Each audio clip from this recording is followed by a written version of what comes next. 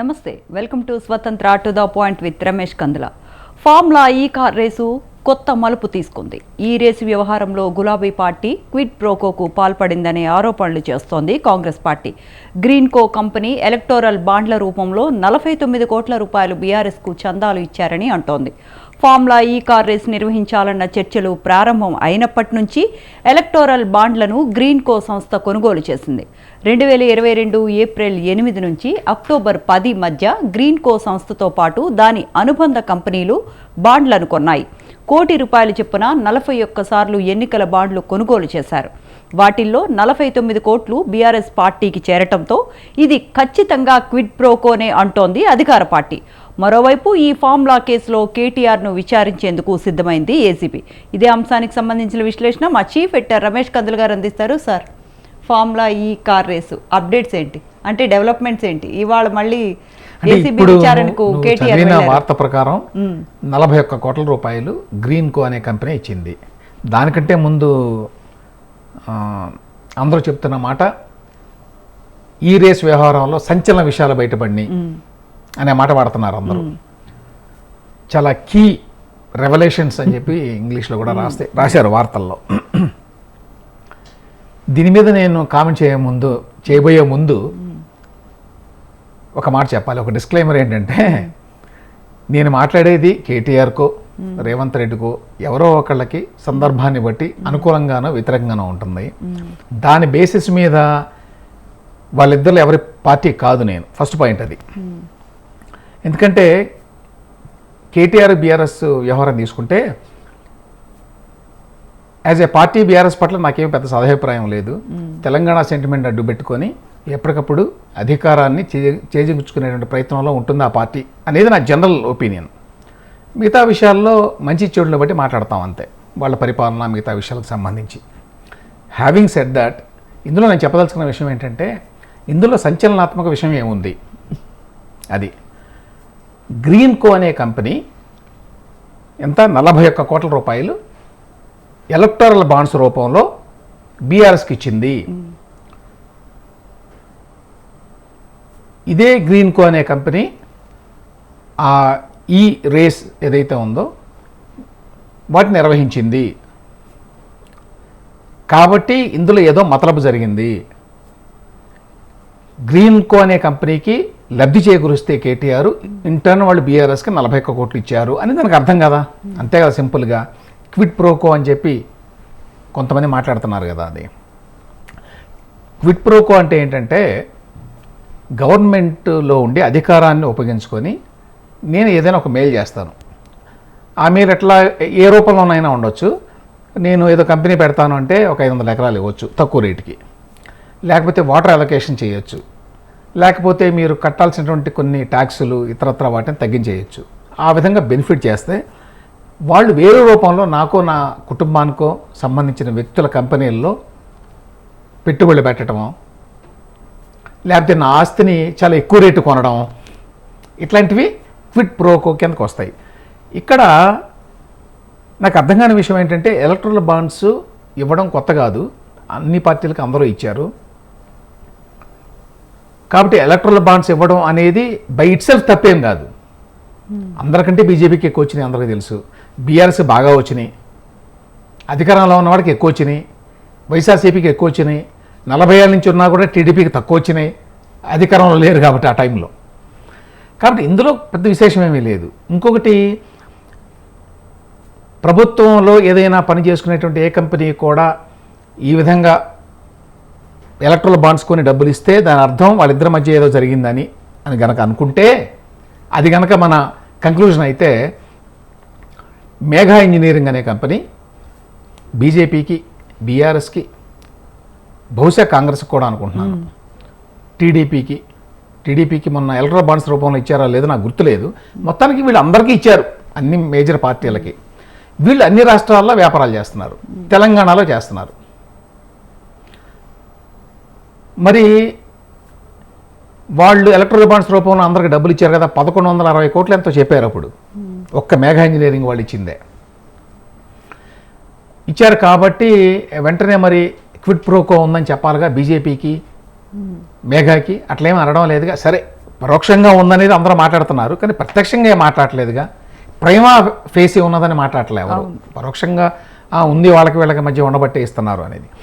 ఇక్కడ అసలు విషయం నాకు అర్థం కాదు ఏంటంటే, ఫ్రాంక్లీ ఈ కంపెనీ గ్రీన్కో అనే కంపెనీ బీఆర్ఎస్కి 41 కోట్ల రూపాయల ఎలక్ట్రల్ బాండ్స్ ఇవ్వడం అనేది వాళ్ళిద్దరి మధ్య అవగాహనతోటి ఏదో బెనిఫిట్ పొందుదామనే ఉద్దేశంతో ఇచ్చి ఉండొచ్చు, నేనేమి కాదంటలా. అయితే దానికి ఫార్ములా ఈ రేస్కి సంబంధం ఏంటి అనేది నా ప్రశ్న.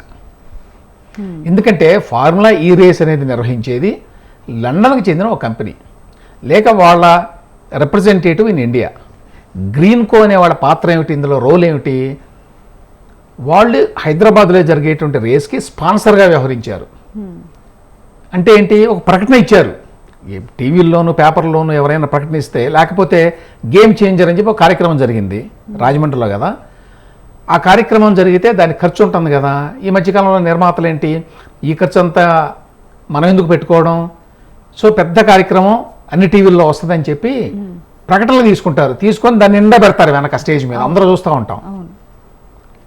ఆ వెనక స్టేజ్ మీద ఎవరైతే పేర్లు పెట్టుకున్నారో వాళ్ళు బాధ్యులు అంటారా?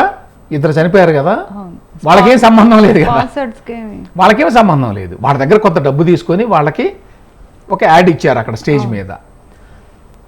ఈ ఫార్ములా ఈ రేసులో దీన్ని నిర్వహించడానికి ఒక అడ్వర్టైజర్గా, ఒక స్పాన్సర్గా గ్రీన్కో ఉంది. 100 కోట్లు ఎంతో ఇచ్చారని చెప్తున్నారు ఫస్ట్ రేస్కి.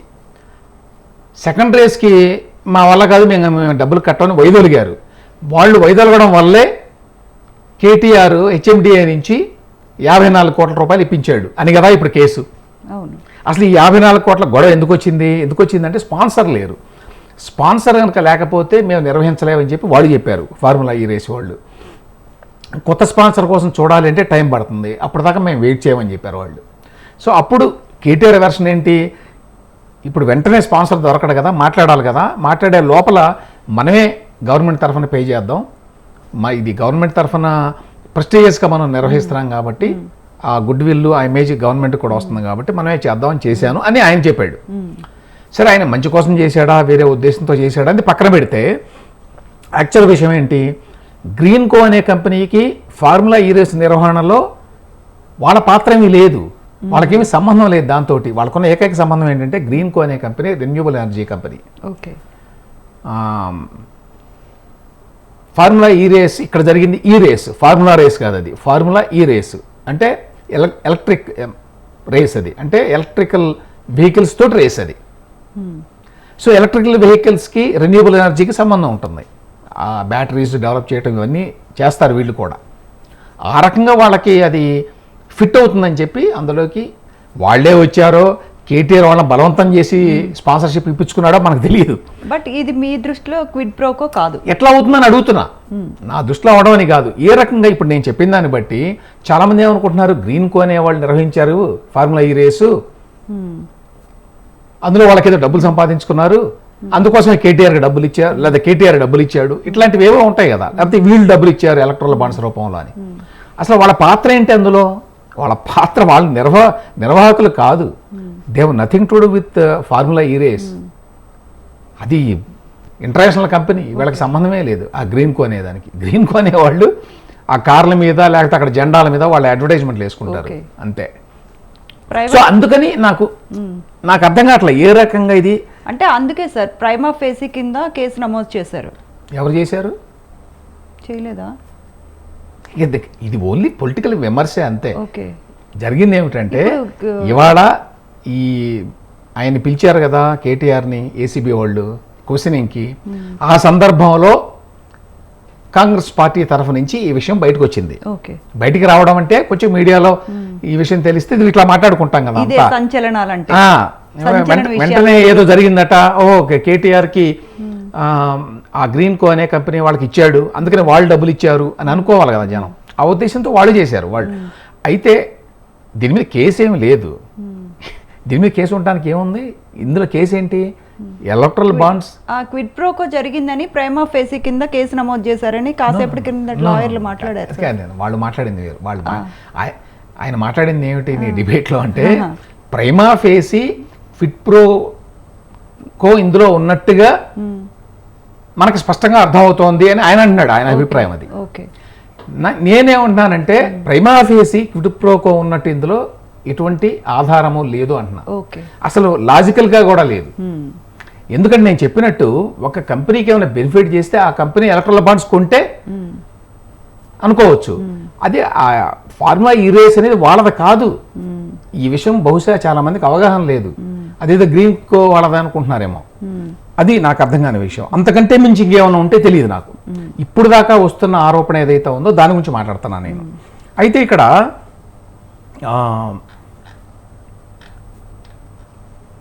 ఈ కేసులో ఇప్పుడు ఇవాళ ఏసీబీ వాళ్ళ పిలిచారు ఆయన్ని ప్రశ్నించడానికి. ఏమైంది, ఆయన ఒక లాయర్ని వెంట పెట్టుకొని వెళ్ళాడు కేటీఆర్ గారు. వెళితే వాళ్ళు బయట ఆపేశారు, లాయర్ రావడానికి వీల్లేదు, మీరు ఒక్కళ్ళే రావాలి అని. దాని మీద ఏదో వాగ్వివాదం అయింది చాలాసేపు. చివరికి ఆయన ఒక లెటర్ ఇచ్చేసి వెళ్ళిపోయాడు. ఏంటి ఈ లెటరు? ఈ లెటర్లో ఏముంది? ఈ లెటర్లో ఏముందంటే, ఎవరికి రాశాడు ఇది? మజీద్ ఖాన్ డిఎస్పి ఏసీబీ ఆయనకి రాశాడు. ఏమనుందంటే, ఒకటి మీరు నాకు నోటీస్ ఇచ్చారు. ఏమని? ఈ కేసుకు సంబంధించిన డాక్యుమెంట్స్ ఇన్ఫర్మేషను కావాలి, అవి తీసుకొని రండి అని నోటీస్ ఇచ్చారు నాకు.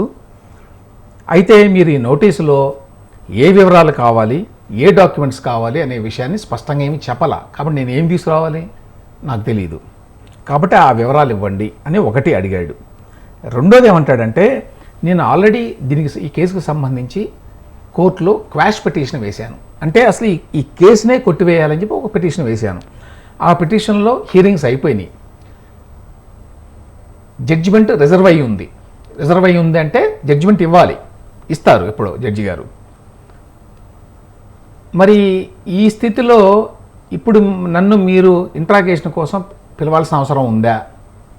ఎందుకంటే జడ్జి గారు రేపు ఏదో ఒక తీర్పు ఇస్తారు త్వరలో క్వాష్ పిటిషన్ మీద. అది క్వాష్ చేస్తే అసలు ఈ అవసరం ఇవన్నీ ఏమి ఉండవు. కాబట్టి మీరు నన్ను ఎట్లా పిలుస్తారు, ఈ లోపల ఎందుకు పిలుస్తారు, పిలవాల్సిన అవసరం లేదు కదా అనేది రెండో పాయింట్. ఈ లెటర్ ఇచ్చాడు ఆయన. అయితే ఏసీబీ వాళ్ళ లెక్క ఏంటంటే, మేము పిలిచినా కూడా రాలేదు ఆయన. ఆయనేమో నా లాయర్ని వెంట పెట్టుకుని వెళ్ళడానికి వాళ్ళు ఒప్పుకోలేదు. నా ఇక్కడ ఒక క్వశ్చన్, లాయర్ని వెంట పెట్టుకుని వెళ్ళాలా లేదా? దీని మీద ఏసీబీ వాళ్ళు తర్వాత ఏం క్లారిఫికేషన్ ఇచ్చారంటే, వాళ్ళ కోర్టు వాళ్ళు చెప్పలేదు అన్నారు. కోర్టు ఏం చెప్పిందంటే, క్వాష్ పిటిషన్ మీద అంతకుముందు ఆయన వేసిన పిటిషన్ మీద అరెస్ట్ చేయవద్దు అని చెప్తూ, కానీ ఈ లోపల మీరు ఇన్వెస్టిగేషన్ చేసుకోవచ్చు అని పోలీసులకు చెప్పింది. నెంబర్ 1. నెంబర్ 2, ఎప్పుడు పిలిస్తే అప్పుడు పోలీసులు మీరు అందుబాటులో ఉండండి అని కూడా చెప్పింది. సో ఇప్పుడు ఏసీబీ వాళ్ళు ఏమంటారు, కోర్టు ఇట్లా చెప్పింది కాబట్టి మేము మిమ్మల్ని పిలిచాం, అది కరెక్టే. అయితే లాయర్ని ఎలో చేయకపోవడానికి కారణం ఏంటి అంటే, కోర్టు ఆ మాట చెప్పలేదు కదా అన్నారు. అయితే మామూలుగా ఏంటంటే, ఎవరినైనా సరే పిలిచినప్పుడు వాళ్ళ లాయర్ వాళ్ళ వెంట ఉండటం అనేది జనరల్గా వాళ్ళ హక్కు. కాకపోతే పోలీసులు ఈ మధ్యకాలంలో అట్లా ఎలో చేయడం లేదు. నేనైతే అది కరెక్ట్ కాదని అనుకుంటున్నాను చట్టపరంగా. ఇట్లాంటివి చాలా జరిగినాయి. చంద్రబాబు నాయుడు గారిని అరెస్ట్ చేసినప్పుడు లాస్ట్ ఇయర్, అప్పుడు కూడా లాయర్లు ఎవరు లేరు. ఆయన కూర్చోబెట్టి ఒక 10 మంది వాళ్ళు కూర్చొని ఒక సాక్షి రిపోర్టర్ను కెమెరామన్ నిలబెట్టి ఫోటోలు తీసి ఇట్లా చేశారు అప్పట్లో. గమ్మత్తు ఏమిటంటే, ఇదే కేటీఆర్, సరే నేను ఆయన సమర్థిస్తున్నాను అనుకుంటారు చాలామంది, ఇదే కేటీఆర్ అప్పుడు ఎట్లా మాట్లాడాడు అంటే, ఆయన కానీ ఆయన ప్రభుత్వంలో ఉన్నవాళ్ళు కానీ ఏదో నేరం చేసి ఉంటాడు అందుకని అరెస్ట్ చేసి జైల్లో పెట్టారు అని అన్నారు వీళ్ళు. జనరల్ కామెంట్ అది. అంటే ఏదో నేరం చేయబట్టే కదా జైలుకి వెళ్ళింది, అంతేగాని జగన్మోహన్ రెడ్డి అక్రమంగా కేసు పెట్టాడు, ఈ కేసులో ఎటువంటి ప్రాతిపదిక లేదు, ఒక ముఖ్యమంత్రికి ఏం సంబంధం ఉంటుంది ఒక దాంట్లో అనే మాట మాట్లాడాలి. ఇప్పుడు మాట్లాడుతున్నారు కదా అవి.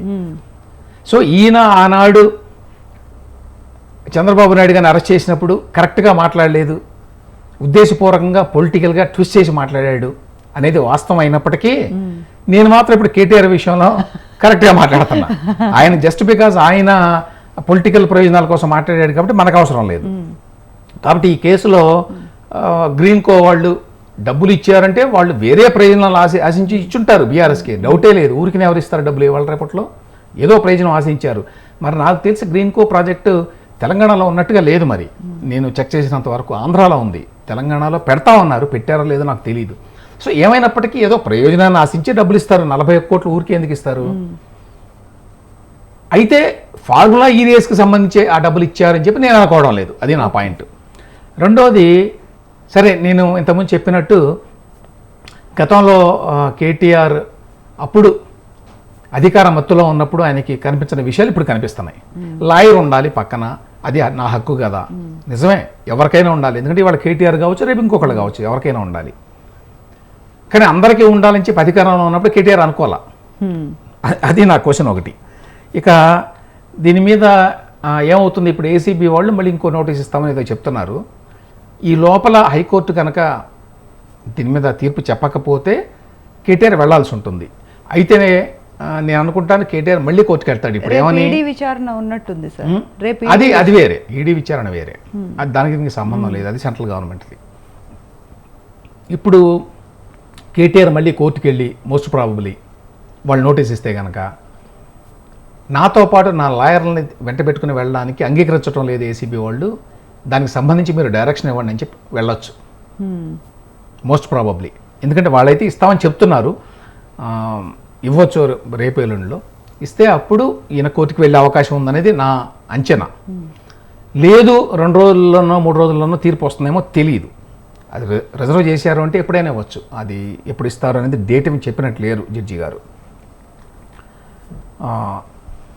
అయితే ఈ లోపల కేటీఆర్ ఒక ఆరోపణ చేశాడు. ఏంటంటే నన్ను పిలిచి క్వశ్చన్ చేయడానికి పిలిచి అక్కడ 2-3 గంటల నన్ను నుంచి ఈ లోపల మా ఇంటి మీద ఏసీబీ రైడ్లు చేయించి అందులో ఏదో ఒకటి పెట్టి అక్కడ దొరికినట్టుగా చెప్తారు, చెప్పదలుచుకున్నారు, అది వాళ్ళ ప్లాను, వాళ్ళ కుట్ర అని ఈయన ఆరోపణ. ఇంతకాలం పాటు అధికారంలో ఉండి పెద్ద ఎత్తున అధికారాన్ని చలాయించిన కేటీఆర్ ఈ మాటలు మాట్లాడుతున్నాడు. అంటే అర్థం ఏంటి, పోలీసులు ఈ విధంగా ఏసీబీ కావచ్చు మరొకళ్ళు కావచ్చు రైడ్స్ చేసి అక్కడ వస్తువులు పెట్టి ఉన్నట్టుగా రాసుకుంటారు అనే విషయం కేటీఆర్ గారు ఎట్లా మాట్లాడుతున్నాడు అంటే, ఆయన ప్రభుత్వంలో అక్కడ జరిగినాయి అట్లా ఏమన్నా వాళ్ళు ఉన్నప్పుడు కూడా అంత ఈజీగా ఎట్లా ఆ స్టేట్మెంట్ ఇచ్చాడు ఆయన? ఎందుకంటే ప్రభుత్వంలో చాలా పవర్ఫుల్ మినిస్టర్గా ఉన్నాడు కదా ఆయన, 9.5 ఏళ్ల పాటు ఏమో ఉన్న వ్యక్తి అట్లా మాట్లాడడం ఆశ్చర్యం. మరి ఆయనకి అనుమానం రావడానికి కారణాలు తెలియదు. అంటే ఎందుకంటే పోలీసుల్లో వీళ్ళకి 9.5 ఏళ్ల పాటు ఉన్నారు. అంటే నవీన్ మిట్టల్ లాంటి వాళ్ళు ఇప్పుడు ఉన్న గవర్నమెంట్ లో కూడా వర్క్ చేస్తున్నారు, వాళ్ళు ఏమైనా అందిస్తున్నారా అన్న అనుమానాలు కొంతమంది విమర్శకులకు. అంటే నవీన్ మిట్టల్ ఎవరో ఆయన ఎక్కడ ఉన్నాడో నాకు తెలియదు, కానీ పోలీసుల్లో లేక ఏసీబీలో నవీన్ మిత్తల్ ఐఏఎస్, మరి దీనికి సంబంధం ఏంటో నాకు తెలియదు. ఎనీవే అలాంటి వాళ్ళు ఉన్నారు. ఇంకా ఇప్పుడు కాంగ్రెస్ గవర్నమెంట్ లో కూడా బీఆర్ఎస్ గవర్నమెంట్ చాలా ఉంటారు, చాలా మంది ఉంటారు కదా, ఎవ్రీ డిపార్ట్మెంట్ లో ఉంటారు. వాళ్ళకి మంచి హిస్టరీ లేదు అని విశ్లేషకులు చెప్తున్న విమర్శలు. అట్లా కాదు, ఏ పార్టీకైనా అధికారంలో ఉన్నప్పుడు వాళ్ళకంటూ లాయల్ గా ఉంటారు. ఒకళ్ళు ఇద్దరు ఏమిటి, ప్రతి డిపార్ట్మెంట్ లో ప్రతి వాళ్ళు ఉంటారు. అంటే లాయల్ గా ఉండట్లేదు అనే చెప్పుకుంటున్నాం సార్. ఇప్పుడు అంటే బీఆర్ఎస్ కు చేరవేస్తున్నారు. నాకు అర్థమైంది చెప్పే పాయింట్. నెక్స్ట్ కాంగ్రెస్ ఓడిపోతే కాంగ్రెస్ ప్రతిపక్షంలో ఉంటే కాంగ్రెస్ కూడా చేరవేస్తారు ఎవరో ఒకళ్ళు. పాయింట్ అదే, అది పెద్ద విశేషం ఏమీ కాదు. ఇంతకాలం పాటు అదే నేను చెప్తున్నా, ఇంతకాలం పాటు అధికారంలో ఉన్నారు కాబట్టి ఆ మాత్రం సమాచారం ఎవరో ఒకళ్ళు అందించడంలో పెద్ద విశేషం ఏమీ లేదు. అటువంటి సమాచారం ఏదైనా కేటీఆర్కి ఉండొచ్చు అంటున్నాను నేను. అందుకని ఈ స్టేట్మెంట్ ఇచ్చాడా, లేకపోతే ఇది మరీ అడ్డగోలు స్టేట్మెంట్ కదా, ఆ విధంగా ఇంటికి వెళ్ళి ఇంట్లో ఏదో పెట్టేసి కేసు పెడతారు అంటే చాలా పెద్ద ఆరోపణ. అటువంటి ఆరోపణ చేశాడంటే ఆయనకి ఏదో ఒక అనుమానం ఉంది. ఈ మొత్తం కాకపోయినా కనీసం మిమ్మల్ని ఇక్కడ తీసుకొచ్చి మీ ఇంటి మీద రైడ్ చేయాలనుకుంటున్నారు అని చెప్పి ఎవరన్నా ఒప్పందించారు ఆయనకి అనేది ఒక అనుమానం. అయితే నాకు ఈ కేసు మొత్తంలో ఒక ఆసక్తికరంగా అనిపించేది ఏంటంటే, ఆ ప్రభుత్వంలో అంటే బీఆర్ఎస్ ప్రభుత్వంలో చాలా పెద్ద పెద్ద కార్యకలాపాలు జరిగినాయి, అవినీతి జరగడానికి ఆస్కారం ఉన్నటువంటి అనేక వ్యవహారాలు జరిగినాయి. అయితే ఎందుకు నాకు తెలియదు, కాంగ్రెస్ ప్రభుత్వం ఈ ఫార్ములా ఈ రేస్ని పట్టుకొని ఏదో కేటీఆర్ని ఇరికిద్దామనే ప్రయత్నం చేస్తున్నారా అనేది నా అనుమానం. నేను ఎందుకంటున్నానంటే ఈ మాట, ఈ కేసు ఎంతవరకు నిలబడుతుంది అనే దాని మీద కొన్ని అనుమానాలు ఉన్నాయి నాకు. ఈయన మంత్రిగా ఉన్నాడు, ఒకవేళ వీళ్ళు చెప్పినట్టుగా దీనికి క్యాబినెట్ అప్రూవల్ లేదనో, లేకపోతే విదేశీ మార్గద్రవ్యానికి సంబంధించి కొన్ని ఉల్లంఘనలు జరిగినాయనో, సరైన అనుమతులు తీసుకోలేదనో అని కనుక అంటే, ఆ 2-3 ఇష్యూసే కనిపిస్తున్నాయి ఇందులో. వాటన్నిటికీ ఆ డిపార్ట్మెంట్ సెక్రటరీ లేకపోతే హెచ్ఎండిఏ హెడ్ ఎవరైతే, చీఫ్ ఎవరైతే ఉంటారో వాళ్ళు కదా బాధ్యులు. మంత్రి ఎట్లా అవుతాడు? ఎందుకంటే దీనికి ఫారిన్ ఎక్స్చేంజ్ రెగ్యులేషన్స్ ఏవో ఉన్నాయి, ఆ ప్రకారం అయితే చేయాలి, దానికి ఇన్ఫార్మ్ చేయాలి రిజర్వ్ బ్యాంక్కి అని ఉందనుకోండి. ఫర్ ఎగ్జాంపుల్ ఒక రూల్, ఆ రూలు అక్కడ ఉల్లంఘన జరుగుతుంటే చెప్పాల్సింది ఆ డిపార్ట్మెంట్ సెక్రటరీ, మంత్రి కాదు. మంత్రికి తెలియదు, ఇవన్నీ తెలిసే అవకాశం లేదు, తెలియాలని చెప్పి ఎవరు అనుకోవడం లేదు కూడా. సో అట్లా చెప్పినా కూడా చేశాడు అంటే రిటర్న్గా దానికి ఆధారం ఉండాలి. ఇదిగో నేను రిటర్న్గా ఇచ్చాను, ఇది ఉండాలి, ఈ అనుమతి ఉండాలి అని, అయినా ఇవ్వాల. లేదు దీనికి ఎట్టి పరిస్థితుల్లో క్యాబినెట్ అప్రూవల్ ఉండాలి, లేకపోతే మనం డబ్బులు రిలీజ్ చేయలేము అని చెప్పి హెచ్ఎండిఏ చీఫ్ ఎవరో బేలన్ రెడ్డి అని చెప్పి ఆయన మీద కేసు పెట్టారు కదా బస్, ఆయన అనుకుంటాను, ఆయన రిటర్న్గా రాసి ఇవ్వాలి మంత్రికి. అది వచ్చే వరకు నేను రిలీజ్ చేయను. అప్పుడు మంత్రి లేదు నేను ఆదేశిస్తున్నాను రిలీజ్ చేయమని సంతకం పెట్టాడు అనుకోండి, అప్పుడు అతని బాధ్యత. అట్లా ఉందా ఈ కేసులో అనేది నాకు అనుమానం. వాళ్ళెవరూ కూడా అభ్యంతరం చెప్పినట్టుగా లేదు ఎక్కడ. కాబట్టి మంత్రి ఉల్లంఘించాడు ఫేరా, ఫారిన్ ఎక్స్చేంజ్ రెగ్యులేషన్స్ యాక్ట్ని, ఇట్లాంటివి చెప్తే అది ఎంతవరకు నిలబడుతుంది కోర్టులో అనేది నాకు అనుమానం.